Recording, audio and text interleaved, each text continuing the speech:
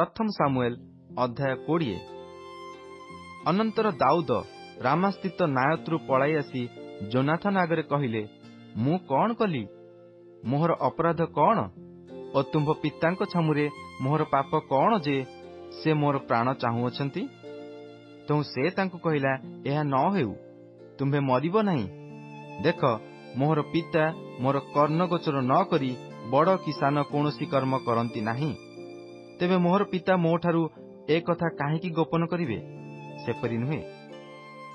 तहिरे दाऊद शपथ करी पुनर्बार कहिले, मु जे तुम्भ दृष्टि अनुग्रह पाइअछि एहा तुम्भ पिता उत्तम रूपे जानती। एणु से कहती, जोनाथन एहा न जाणु, जानिले से दुखित हेब। मात्र जाहा हेउ, सदाप्रभु जीवत थिबा प्रमाणे और तुम्भ प्राण जीवत थिबा प्रमाणे मु कहुछि जे मोर ओ मरण मध्यरे पहंडे मात्र अछि। तेबे जोनाथन दाऊदंकु कहिला, तुम्भ प्राण जहा बांछा करे ताहा मु तुम्भ पई करिबी। तो दाऊद जोनाथन को कहिले, देख, काली अमावास्या, पुणी राजांक संगे भोजन रे बसिया पई मते त्रुटि करियाकू हेब नाही। मात्र मते जीवाकू दियो। मु तृतीय दिनर संध्या पर्यंत क्षेत्र रे लुचि रहिबी। जेबे तुम्भ पिता मो विषय किछि पचारिबे, तेबे कहिबो, दाऊद आपणा नगर बैथलहम को धाई जीवा पई मते बहुत कहिला, कारण से स्थान रे समुदाय परिवार निमंते वार्षिक बलिदान हेबो। एथिरे से जेबे कहिबे भल, तेबे तुम्भ दासर कुशल हेबो। मात्र से जेबे अति क्रोध करंती, तेबे जान जे तांको द्वारा अमंगल स्थिर होइअछि। एहेतु तुम्भे आपणर दास प्रति दया कर, कारण तुम्भे आपण सहित आपण दास को सदाप्रभुको एक नियम रे आबद्ध करिअछ। मात्र मोहर जेबे कौनसी अपराध थाए, तेबे तुम्भे निजे मते बध कर। तुम्भ पितांक निकटकू काहेकि मते नहीं जीव? ताहे जोनाथन कहिला, ता तुम्भठारु दूर हेउ, कारण तुम्भ प्रति अमंगल घटना मो पितांक द्वारा स्थिर होइथिबार जेबे मु जानिबी, तेबे मु कि ताहा तुम्भकू कहिबी नहीं। तो दाऊद जोनाथन को कहिले, तुम्भ पिता जेबे कटु भाव तुम्भकू उत्तर देवे, तेबे किए मते कहिबो? तहिरे जोनाथन दाऊद को कहिला, आस, आम्भे अने क्षेत्र को जाऊ। तहिरे से दुहे बाहरी क्षेत्र को गले। ए उत्तरे जोनाथन दाऊद को कहिला, सदाप्रभु इस्राएल परमेश्वर साक्षी रहिले, मु काली एही समय रे बा तृतीय दिन रे आपणा पितांक मन बुझिला उत्तरे, देख, जेबे दाऊदंक पक्षरे मंगल थाए, तेबे मु तुम्भ कतिकी लोक पठाई कि ताहा तुम्भ कर्णगोचर न करिबी? तुम्भर अमंगल करिबा मो पितांकर मानस थिले, जेबे मु ताहा तुम्भ कर्णगोचर न करे ओ तुम्भे कुशल रे जीवा पई जेबे तुम्भकू पठाई न दिए, तेबे सदाप्रभु सेही दंड मध्य तहिरु अधिक मते देउंतु। सदाप्रभु जेपरि मो पितांक संगी होइअछंती, सेपरि तुम्भ संगरे हेउंतु। हेले मु जेपरि न मरे, एथिपई मोहर जावजीवन तुम्भे सदाप्रभुको दया मो प्रति प्रकाश करिवो। केवल ताहा नुहे, सदाकाल मो वंशरु तुम्भे आपणा दया उच्छिन्न करिवो नाही ना। सदाप्रभु दाऊदंकर प्रत्येक शत्रु को भूतलरू उच्छिन्न कला उतारे मध्य करिवो नाही। एही रूपे जोनाथन दाऊद वंश सहित नियम स्थिर करी कहिला, सदाप्रभु दाऊदंक शत्रु मानक हस्तरू परिशोध नेबे।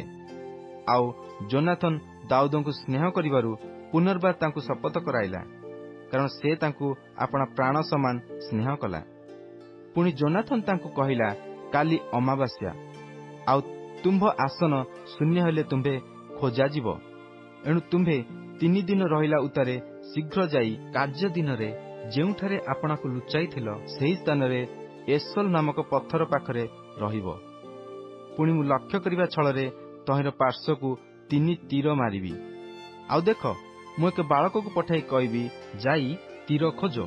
मु जेबे सेही बालक को कहे, देख, तीर तुम्भ ए पाखरे अछि, ताहा नेई आस, तेबे सदाप्रभु जीवत थिबा प्रमाणे तुम्भ पई मंगल अछि, कोनसी भय नाही। मात्र देख, तुम्भ से पाखरे तीर अछि। जेबे मु से बालक को एपरि कहे, तेबे तुम्भे चाली जाओ, कारण सदाप्रभु तुम्भकू विदाय कले। आउ देख, तुम्भर ओ मोहर एई कथोपकथन विषय सदाप्रभु तुम्भ ओ मो मध्यरे साक्षी रहिले। तहिरे दाऊद क्षेत्र रे लुचिले।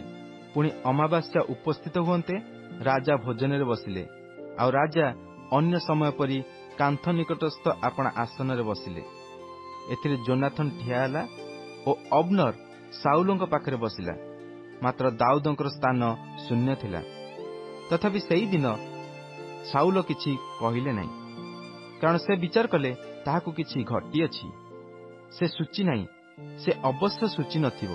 ମାତ୍ର ଅମାବାସ୍ୟାର ପରଦିବସ ଦ୍ୱିତୀୟ ଦିନରେ ଦାଉଦଙ୍କର ସ୍ଥାନ ଶୂନ୍ୟ ହେଲା। ତହିଁରେ ସାଉଲ ଆପଣା ପୁତ୍ର ଯୋନାଥନକୁ କହିଲେ, ଯିସିର ପୁତ୍ର କିହେତୁ ଭୋଜନକୁ ଆସୁନାହିଁ? କାଲି ନାହିଁ କି ଆଜି ନାହିଁ? ତହୁଁ ଯୋନାଥନ ସାଉଲଙ୍କୁ ଉତ୍ତର କଲା, ଦାଉଦ ବୈଥଲହମକୁ ଯିବା ପାଇଁ ମୋତେ ବହୁତ କହିଲା।